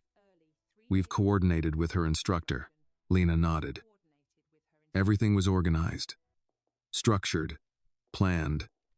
It still felt like stepping onto a floor she did not know how to walk on. Annie's classroom smelled like pencils and paper and floor polish. Children were already sitting at desks in neat rows, some talking, some reading, some watching the door the way children did when someone new was about to enter. When Annie walked in, the room went a little quiet. This was a different kind of stage, Lena realized. No music, no pretty dress, no applause waiting at the end. Just desks, books, and other children trying to figure out where she fit. The teacher, Mr. Howard, smiled and put a hand lightly on Annie's shoulder. "Class, this is Annie Bell. She's joining us this term." A few children said hello. One girl smiled. A boy in the back kept staring at Annie's shoes. "You can sit here," Mr. Howard said, guiding her to an empty desk near the middle. Lena watched from the doorway for a moment longer than she should have, then forced herself to leave. Letting go in small ways was part of this new life, too. The first few weeks were not easy. The schoolwork was harder. The expectations were higher. Some children were friendly. Some were curious in a way that felt like questions they did not ask out loud. One afternoon, Annie came home quieter than usual and pushed her food around her plate without eating much. "What happened?" Lena asked. "Nothing." That's not an answer. Annie kept looking at her plate. "A girl asked me if I was the charity student." Lena felt something hot and sharp move through her chest. "What did you say?" "I said I was the dance student." Lena reached across the table and took her hand. That was the right answer. Annie looked up. "Is it true?" "Yes," Lena said. "It's true." At the studio, training became more serious. Caroline no longer let Annie just move the way she felt. Now there were exercises, repetition, corrections. "Again," Caroline would say. "Again, again." Sometimes Annie's eyes filled with tears when her body would not do what the music asked. One afternoon, after Annie had stumbled through the same turn 5 times, she stopped and said, frustrated, "But I can hear it right. Why can't my feet do it right?" Caroline knelt in front of her. "Because hearing and doing are 2 different skills. Talent is when you hear it. Discipline is when you make your body obey what you hear." Annie wiped her eyes with the back of her hand. "So I have to learn discipline." "Yes," Caroline said. "Every great dancer does." Annie nodded. "Okay." Again, Caroline glanced at Lena across the room. "She's going to be all right," she said quietly. Lena watched her daughter go back to the starting position, small shoulders, straight, face serious again. I know, Lena said. I'm just trying to keep up with her. Charles came to the studio less often now, but when he did, he watched the same way he always had, quiet, focused, as if he were trying to memorize something that might disappear if he looked away. One evening, as Annie packed her dance shoes into her bag, Charles spoke to Lena near the door. The board is pushing again, he said. About what? Public appearances, interviews. They say interest is growing. They want the foundation associated with her early. Lena's jaw tightened. No, I know. Do you? Yes, he said. But saying no to donors is more complicated than saying no to Victor. Lena crossed her arms. Then maybe donors need to hear no more often. He looked at her for a long moment. You don't know how rare it is for someone to say that to me. That's because most people need something from you. And you don't? Lena met his eyes. I need you to keep your word. That's all. He nodded once. I'm trying. Weeks turned into months. Annie grew stronger. Her turns became cleaner, her posture straighter, her confidence quieter and deeper. No longer the bright excitement of a child who had discovered something new, but the steady focus of someone who had chosen something hard. One night, after a long day of school and dance, Annie fell asleep at the table again, her head resting on her homework. Lena carried her to bed, covered her with the quilt, and stood there for a long time watching her sleep. Children looked the same when they slept, no matter where they came from. Rich, poor, loved, overlooked, gifted, ordinary. Sleeping children all looked like hope if anyone was willing to protect it.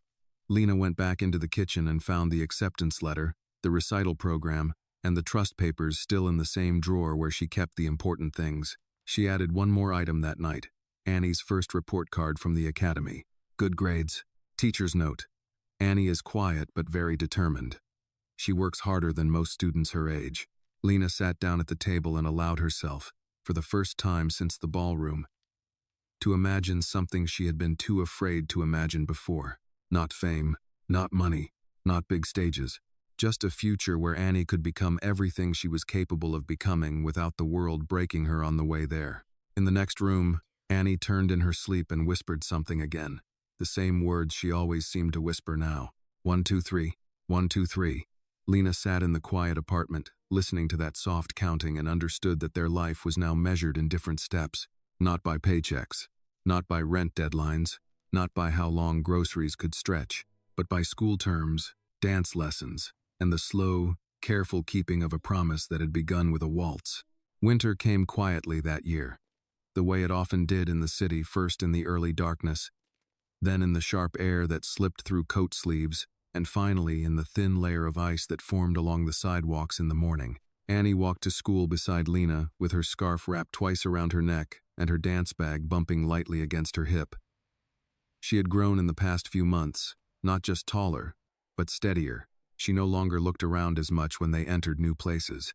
She walked in, looked once, and then paid attention to what she had come there to do. At school, she was still quiet, but no longer invisible. Her teacher, Mr. Howard, stopped Lena one morning during drop-off.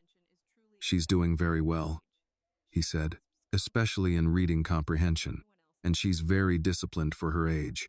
She likes to finish things, Lena said. Yes, he replied. I've noticed. Not all children do. On the playground, Annie had begun to make two friends, Lily, who liked books and talked a lot, and Marcus, who liked numbers and asked Annie endless questions about dancing. Do you spin because you don't get dizzy? Marcus asked one afternoon. Or do you not get dizzy because you spin? Annie thought about that seriously. I pick a spot and look at it every time I turn. Miss Caroline says that's how you don't get lost. Marcus nodded as if this were very important scientific information. But not everything at school was easy. One day, Annie came home with a small tear in the knee of her uniform and a quiet look on her face. What happened? Lena asked. I fell at recess, Annie said. Lena knelt and looked at the tear. It was not a bad fall, but Annie was too careful a child to tear her uniform easily. Did someone push you? Lena asked gently. Annie hesitated. Some boys were running and said I was in the way. One of them said I should go back to the school I came from. Lena felt that hot, familiar anger again, the kind that came from years of swallowing things she could not afford to fight. "And what did you say?" Lena asked. "I said I am in the school I came from. I just came from a different place before." Lena pulled her into a hug. That was a good answer. But that night, after Annie was asleep, Lena sat at the table thinking about how success did not protect children from cruelty. Sometimes it invited it. At the studio, training had moved into a new phase. Caroline began pairing Annie with another student, a boy named Daniel who was 2 years older and already very precise with his steps. At first, Annie was nervous dancing with a partner. It was different from dancing alone. You had to trust someone else's timing, someone else's balance. "Don't look at his feet," Caroline told her. "Feel the lead through the hand. Dancing with a partner is a conversation. You don't talk over each other. You listen." Annie nodded seriously. "Like when Mama is tired and I wait until she finishes talking before I ask for something." Caroline smiled. Exactly like that. They practiced the waltz again. The same dance that had changed everything. But now, it was slower, more technical, more exact. Annie had to relearn steps she thought she already knew. Sometimes that frustrated her more than learning something new. One afternoon she said, "It was easier when I didn't know the rules." Caroline nodded. "It always is. But the rules give you the power to choose what to break later." Annie thought about that for a long time. Charles continued to keep his distance in some ways and stay very present in others. He did not come to every lesson, but the trust paid for them. He did not call every day. But when there was a school meeting, a medical appointment, or a performance, he was there. Not in the front row like a proud father. Not hidden, like a secret. Just there, watching, making sure the path he had promised was still clear. One evening, after a long practice, Annie sat on the studio floor pulling off her dance shoes while Lena and Charles spoke quietly near the door. "She's improving faster now," Charles said. "Yes," Lena replied. "But it's getting harder too. It will keep getting harder." "I know." They stood in silence for a moment, watching Annie laugh at something Daniel said while they packed their bags. "Victor is still pushing," Charles said finally. "For what?" "A televised youth showcase. He says it would establish her early." Lena didn't even look at him. "No. I told him no. And he listened?" Charles gave a small, humorless smile. "Victor listens. He just doesn't stop." Lena crossed her arms. "You said I decide what happens to her." "You do. Then it's still no." Charles nodded. "All right." Annie ran over then, her coat half on, her hair slightly messy from practice. "Mama, Miss Caroline says I might be ready for the spring showcase." Lena smiled. "That's good. It's a real stage," Annie said. "With lights." Charles looked at her. "Are you nervous?" Annie thought about it. "A little. But I like the part right before the music starts." "What part is that?" he asked. "When everything is quiet and you know you're about to begin," Annie said. "It feels like standing at the edge of something." Charles nodded slowly. "Yes," he said. "It does." That night, after Annie fell asleep, Lena sat by the window for a long time, looking out at the streetlights and the people hurrying home in the cold. Their life was still small in many ways. The same apartment, the same bus routes, the same secondhand furniture. But Annie now carried a dance bag and school books that could lead her somewhere Lena had never been. The phone rang around 9. It was Judge Mercer. "I wanted to inform you," he said, "that the trust is now fully secured. Legally, the funds cannot be withdrawn, redirected, or used for publicity without your written consent." Lena closed her eyes in relief. "Thank you. There is something else," Mercer added. "Mr. Whitmore has refused 2 major donor proposals tied to Annie appearing publicly." Lena was quiet for a moment. "That probably cost him." "Yes," Mercer said. "It did." After the call, Lena sat in the quiet apartment and thought about that. About promises. About money. About power. About a man who had everything and was, for reasons she still did not fully understand, choosing to spend some of it protecting a little girl who had walked into a ballroom from a service hallway. In the next room, Annie turned in her sleep again, and Lena heard the familiar whisper, 1, 2, 3. 1, 2, 3. Lena leaned her head back against the wall and closed her eyes. The world was still complicated. People were still dangerous. Nothing was guaranteed. But the promise was still holding, and Annie was still dancing. The spring showcase arrived on a warm evening that smelled like dust, stage paint, and nerves. Backstage, children in costumes moved in careful lines while teachers adjusted hems, fixed hair, and reminded everyone to breathe. Annie stood near the side curtain in a pale blue performance dress Caroline had chosen, simple, soft, and light enough to move like air when she turned. Her hair was pulled back into a smooth bun, and her new dance shoes were no longer too clean. They had been worn, stretched, broken in by hours of practice. They belonged to her now. "Remember," Caroline said, kneeling in front of her, "this stage is bigger. The lights are brighter, and the audience will be very quiet. That can feel scary, but it's still just music. Nothing else changes." Annie nodded. "Listen and finish." Caroline smiled. "Exactly." From behind the curtain, Annie could hear the audience settling into their seats. Programs rustled. Someone coughed. A chair scraped softly across the floor. That sound, the sound of people waiting, was becoming familiar to her now. Lena sat in the audience near the aisle, hands folded together so tightly they hurt. Margaret sat beside her again, wearing the same good sweater she wore to every important thing Annie did. On Lena's other side sat Charles, quiet as always, his attention fixed on the stage as if the rest of the room did not exist. "You all right?" Margaret whispered. "No," Lena said. "You're never all right before she goes on. I don't think I ever will be." Margaret patted her hand. "That's because you know what it costs." The lights dimmed slightly, and the announcer stepped onto the stage. "The next performance," she said, "is a student waltz. Annie Bell and Daniel Reeves." Lena stopped breathing. The music began softly, and Annie stepped onto the stage with Daniel beside her. The lights were bright enough that Annie could not see individual faces, only shapes and shadows, and the soft glow of the front rows. For 1 second, the size of the stage felt too big. The air felt too wide. The silence felt too loud. Then, she heard the count. 1, 2, 3, and everything became smaller again. She moved with Daniel the way Caroline had taught her, listening through her hand, feeling the lead, keeping her shoulders soft, her steps clean, her turns controlled. She did not rush. She did not try to be impressive. She did exactly what she had practiced, exactly what the music asked. Halfway through the dance, she made a small mistake. Her foot landed a fraction off the line, and for a split second she felt the old fear rise, the fear of doing something wrong in front of people who were watching. But then she heard Caroline's voice in her head. "If you make a mistake, keep going. The audience doesn't matter. The music matters." So she kept going. At the end of the final turn, when the music slowed and Daniel guided her into the last position, Annie lifted her chin slightly the way Caroline had taught her, and held still until the final note ended. The applause came louder this time, not because she was perfect, because she was becoming something.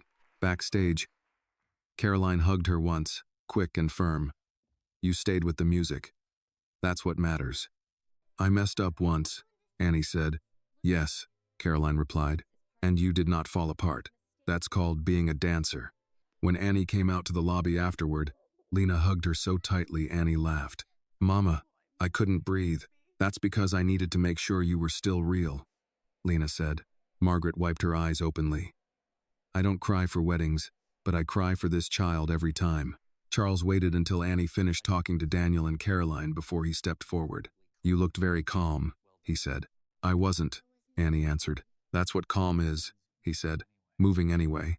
Annie thought about that seriously, then nodded as if she would remember it forever. The ride home that night felt different from every other ride home after a performance. Annie leaned against Lena, half asleep, her head on her mother's shoulder, her dance bag at her feet. Margaret had gone home earlier, and Charles had insisted on driving them himself instead of sending a car. The city lights moved across the windshield in long, quiet lines. After a while, Annie said softly, "Mr. Whitmore?" "Yes?" "Do you remember the ballroom?" "Yes. That was the first time I danced in a big room," she said sleepily. "But this was the first time I danced on a real stage." Charles glanced at her in the rearview mirror. "Yes," he said. "It was." Which one counts more? Annie asked. Charles thought for a moment before answering. The one you worked for. Annie seemed satisfied with that answer and fell asleep a few minutes later. When they reached the apartment, Charles carried her up the stairs so she would not wake. Lena watched him carefully as he laid Annie gently on the bed and pulled the quilt over her. Children looked very small when they slept, no matter how big the stage had been a few hours earlier. They stepped quietly back into the kitchen, and Lena poured 2 glasses of water without asking if he wanted one. She's changing, Lena said. Yes, she's growing up faster than I thought she would. That happens when children find something they love. Lena leaned against the counter. Victor came again last week. To the hotel. I told Denise not to let him near me while I'm working. Charles's expression hardened slightly. I will handle Victor. He thinks you're making a mistake, Lena said. He often thinks that when I disagree with him. And are you? Charles looked toward the small bedroom where Annie slept. I don't know, he said. But I know I would have made a worse mistake if I had ignored her that night. Lena studied him for a long moment. You know people are going to say she's only here because of you. Yes, and they're going to say you only help her because it makes you look like a good man. Yes, and they're going to say I let a rich man buy my child's future. Charles did not answer immediately this time. When he did, his voice was quieter than she had ever heard it. People will say many things, he said. But none of them were in that service hallway. None of them saw her listening to music like it was the only honest thing in the room. And none of them are the ones waking up at night making sure she has what she needs. You are. Lena felt something in her chest tighten and ease at the same time.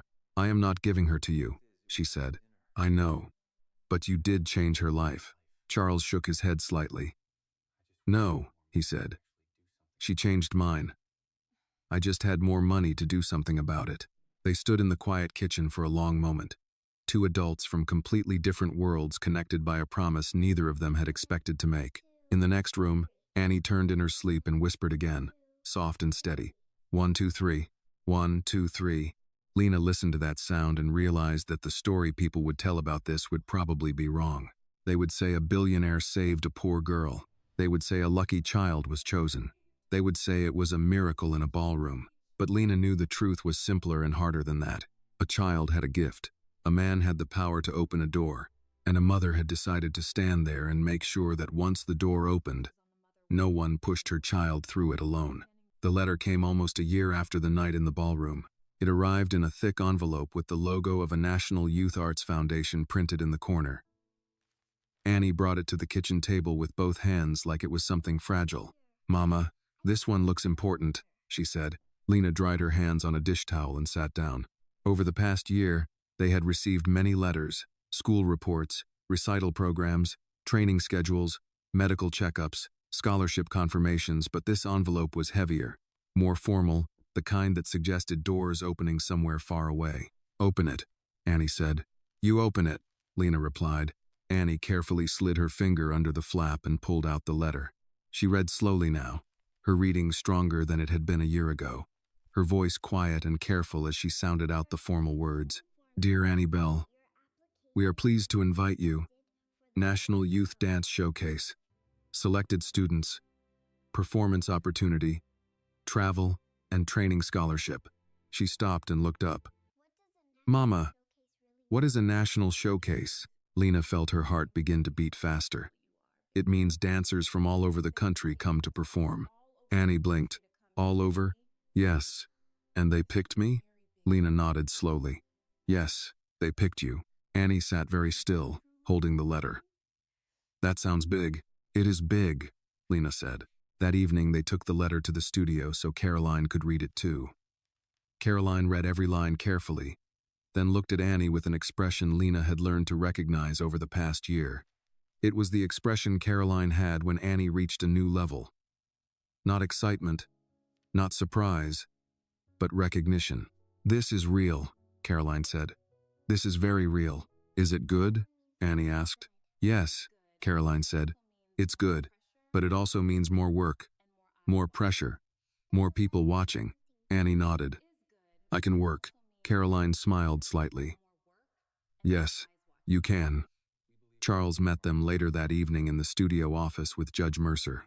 The four adults sat around the small desk while Annie stretched on the floor nearby, counting quietly to herself as she held each position the way Caroline had taught her.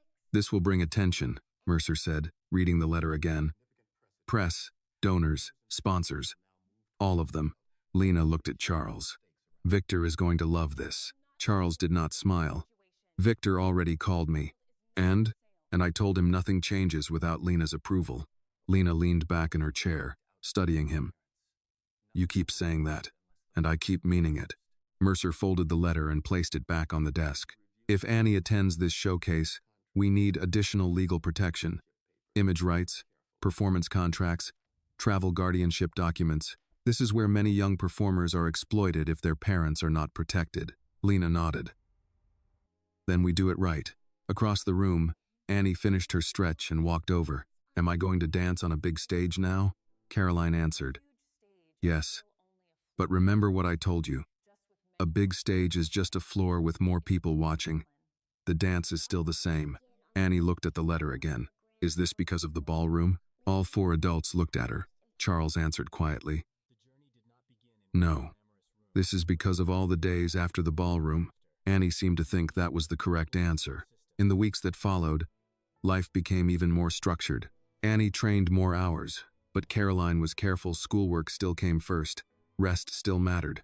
And Annie was still a child who sometimes laughed too loudly at dinner and forgot where she put her math book. One night, about 2 weeks before the showcase, Annie and Lena were walking home from the bus stop when Annie asked a question she had not asked in a long time. "Mama?" "Yes? If I didn't walk into that ballroom, would I still be a dancer?" Lena thought about it carefully before answering. "Yes," she said. "You would still be a dancer. It just might have taken the world longer to notice." Annie held her hand tighter. "I'm glad the music was loud that night." "So am I," Lena said. The night before they were scheduled to leave for the showcase, Charles came by the apartment again. Not in a suit this time, just a coat and tired eyes and a small box in his hand. "I have something for Annie," he said. Annie opened the box on the kitchen table. Inside was a small, simple silver necklace with a tiny charm shaped like a music note. "It's not expensive," Charles said, "but I thought you might wear it when you travel. So you remember something." "Remember what?" Annie asked. He looked at her for a moment before answering. "That no matter how big the stage gets, you started dancing before anyone was watching." Annie picked up the necklace and held it carefully. "Thank you." After Annie went to bed, Lena walked Charles to the door. "She's going farther than I ever imagined," Lena said. "Yes, that scares me." "It should," he said. "Big worlds are not always kind to small, talented children." Lena crossed her arms. "Then we keep walking with her." "Yes," he said. "We do." She looked at him for a long moment. "You kept your promise." He shook his head slightly. "No," he said. "I'm still keeping it." After he left, Lena stood in the quiet apartment and looked at the blue dress hanging near the closet. Annie had outgrown it now. The dress that had taken her into the ballroom no longer fit the girl she was becoming. Lena touched the fabric gently and realized something important. The dress had never been the reason the door opened. The dance had been, the work had been, the courage had been. The next morning, as they left for the train that would take them to the showcase, Annie wore a simple coat, her dance bag over her shoulder, and the small silver music note around her neck. She took Lena's hand as they walked through the station and said, "Mama?" "Yes." "When I dance on the big stage, are you going to be scared?" "Yes," Lena said. "Are you still going to watch?" "Yes," Lena said again. Annie smiled. "Okay, then I'm not scared either." Years later, people would tell this story in many different ways. They would say a billionaire changed a little girl's life with a single sentence. They would say a poor child got lucky. They would say it was a fairy tale that began in a ballroom. But the truth was quieter than that. A tired mother had said yes carefully. A powerful man had kept showing up when it stopped being exciting. A strict teacher had demanded discipline instead of praise. And a little girl had listened to music when no one was watching and kept dancing when life became difficult. That was the real story. And it all began with a waltz, a promise, and a child who was brave enough to take one step forward when the whole world was watching. This story teaches us that talent can be found in the most unexpected places, But talent alone is never enough. What truly changes a life is a combination of opportunity, hard work, and people who keep their promises. Annie was not saved by wealth, and she was not chosen because of luck alone. She succeeded because she worked when no one was watching, because her mother protected her with courage and dignity, and because one man with power chose responsibility instead of applause. The lesson is simple but powerful. Real change happens when kindness becomes commitment, when talent meets discipline, and when someone opens a door, but also stays to make sure you can walk through it on your own. This video is a work of fiction created with the assistance of artificial intelligence. All characters, events, and situations are not real and do not represent any actual people or true stories. The content is intended for storytelling and emotional illustration only.